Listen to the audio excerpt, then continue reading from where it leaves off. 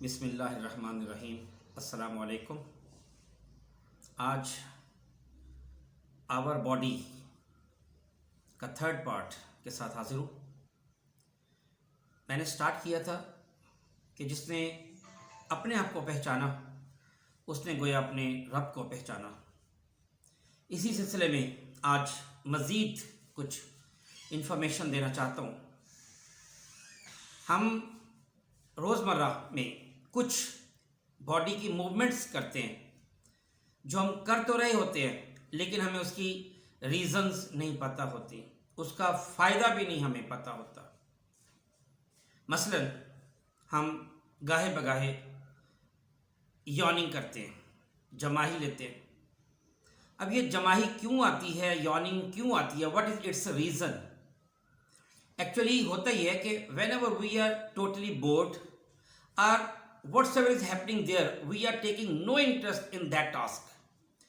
हम सुस्त हो जाते हैं, जिससे हमारे ये जो हमारा जॉ है इसके अराउंड जो कैपिलरीज हैं ये बिल्कुल ढीली हो जाती हैं, ब्लॉक होना शुरू हो जाती हैं, क्योंकि हमारे जो मसल्स हैं वो नीचे की तरफ हैंग हो जाते हैं। और जो ही कैपिलरीज में से जो ब्लड की सर्कुलेशन है वो स्टॉप होती है, तो हम उसको चालू करने के लिए, उसको रन में लाने के लिए हम बड़ा सा मुंह खोल के यॉर्निंग करते हैं। जब एक प्रेशर के साथ हम मुंह खोलते हैं तो कैपिलरीज में से ब्लड सर्कुलेशन नॉर्मल हो जाता है और हमें बहुत इत्मीनान महसूस होता है। ये यॉर्निंग है। अगर हम चाहते हैं कि हमारी यॉर्निंग ख़त्म हो जाए, हम दूसरे को बुरा महसूस हो रहा है कि we are meeting sitting in the meeting and all others are looking at us and we are yawning, तो बड़ा ऑकवर्ड फील होता है।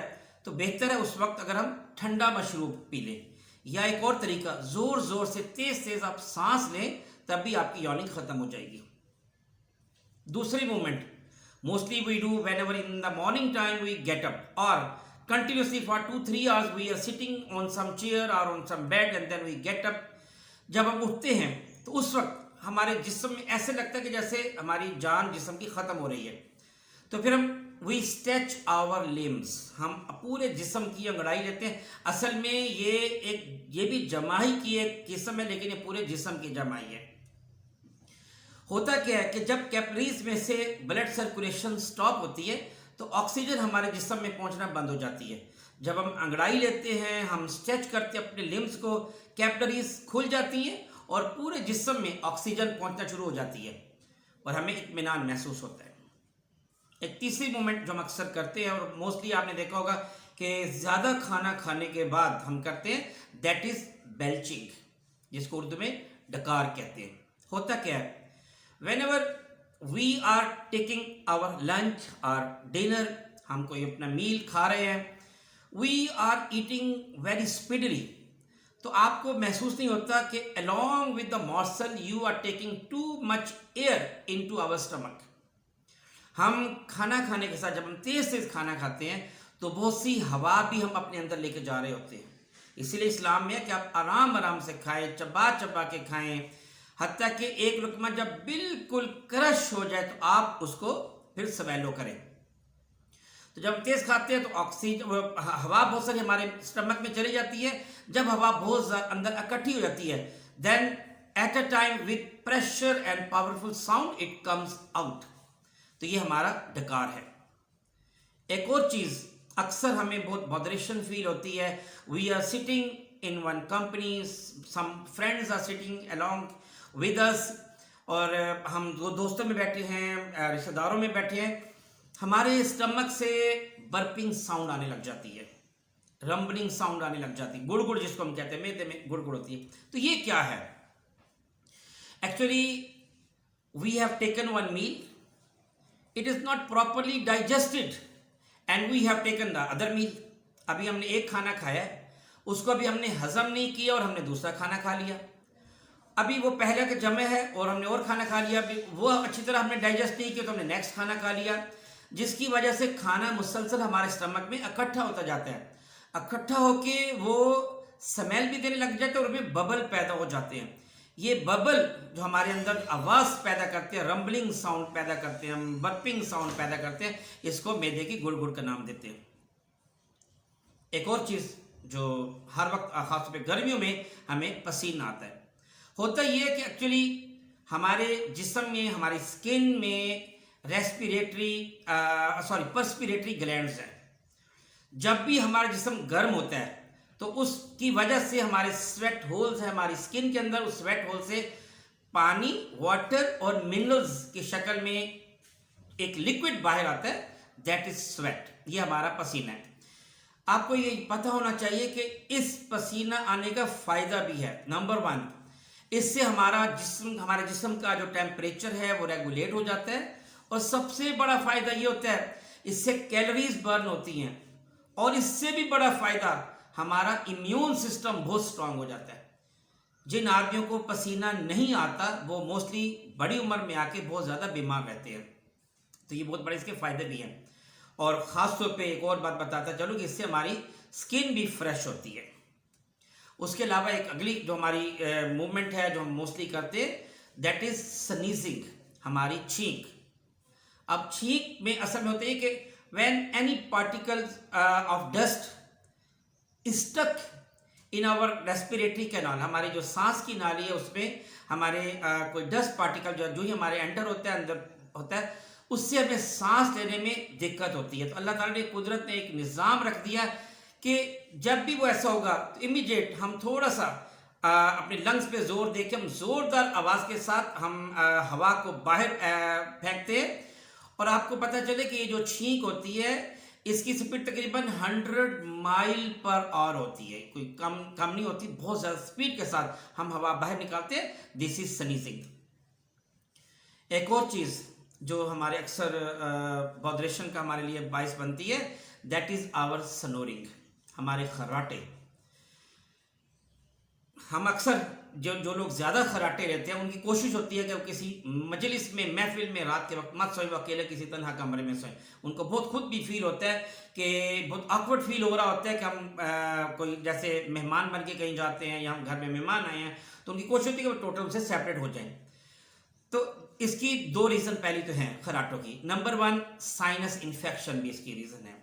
नंबर 2, जो हमारा बल्की थ्रोट है हमारा, ये यानी हमारे कुछ जो है ना बल्की थ्रोट में कुछ टिश्यूज़ होते हैं, ये भी इसकी वजह होती है, जो जिसमें मोटापा थोड़ा सा ज़्यादा होता है, मोटापे की तरफ जिनके बॉडी माइल होती है उनमें भी ये इशू होता है।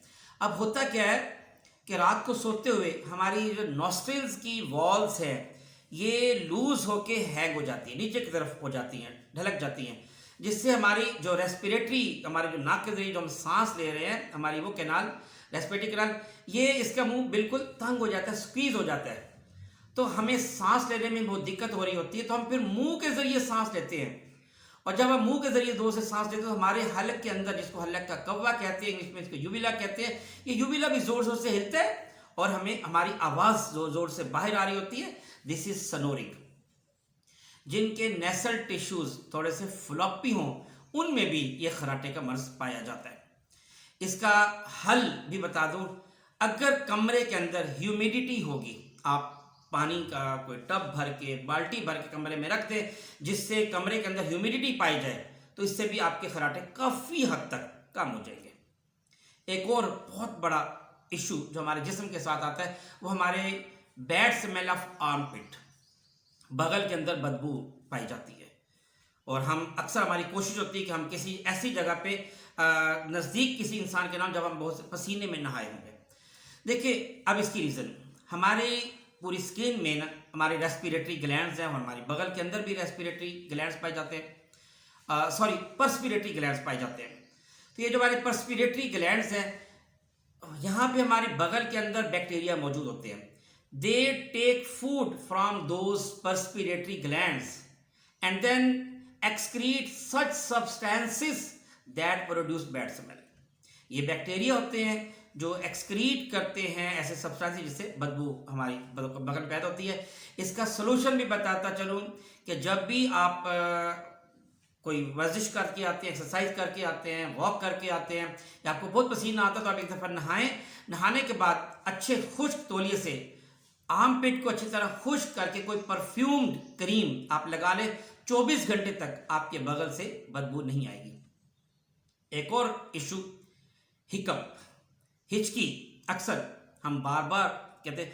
असल में होता ही है कि जब ज़्यादा हवा हमारी लंग्स में चली जाती है तो हमारी रेस्पिरेटरी कैनाल उसमें थोड़ी सी ब्लॉकेज आ जाती है, हवा उसमें दाखिल नहीं हो सकती, तो फिर हिचकी लेने लगते हैं, हिकअप लेने लगते हैं। तो अभी अजीब सा थोड़ा सा फील हो रहा होता है, बड़ी परेशानी होती है क्योंकि हिचकी बंद नहीं हो रही होती।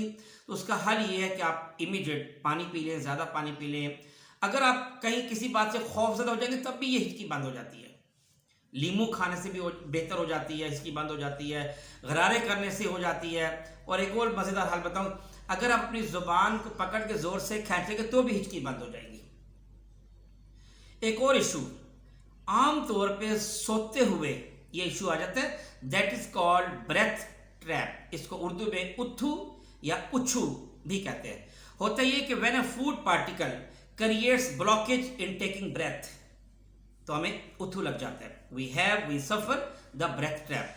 हमारे सांस हमें नहीं लेना आ रहा होता, तो बड़े हमारे लिए बड़ी मुश्किल हो जाती है हम सांस लें, और बाज़ वक़्त ऐसे इंसान को फील होता है कि अभी मेरा सांस रुक जाएगा। That is called breath trap. उसका सलूशन ये है कि आप खाना खाने के कम से कम 4 घंटे बाद सोएं, तो आपको उथू नहीं लगेगा। और आखिरी इंफॉर्मेशन आज की, परिंदे उड़ सकते हैं, इंसान क्यों नहीं उड़ सकता? 2 रीज़न। नंबर 1, परिंदों की जो बोन्स हैं वो हॉलो होती हैं, इंसान की बोन्स हॉलो नहीं है, ये बोन मैरो से भरी हुई है। नंबर 2, इंसान के मसल स्ट्रांग नहीं होते। परिंदों के मसल देख रहे हैं, वो मुसलसल ऐसे मूव करेंगे और मीलों उड़ के चले जाएंगे और उनको थकावट महसूस नहीं होती। अगर इंसान अपने आर्टिफिशियल विंग्स लगा भी लेगा, कोशिश भी करेगा, तो 2, 4, 8, 10, 20 मरतबा ऐसे हिला के मूवमेंट करके उसके हाथ जवाब दे जाएंगे, शल हो जाएंगे, वो उड़ नहीं सकेगा। तो इंसान के मसल स्ट्रांग नहीं है, ये वजह कि इंसान पर लगा के भी उड़ नहीं सकता। बहुत बहुत शुक्रिया। मुझे उम्मीद है इंशाल्लाह आपको ये वीडियो भी पसंद आएगी और आप इससे ज़्यादा से ज़्यादा इन्फॉर्मेशन लेंगे और इसको आगे भी ज़रूर जो है ना सेंड करेंगे।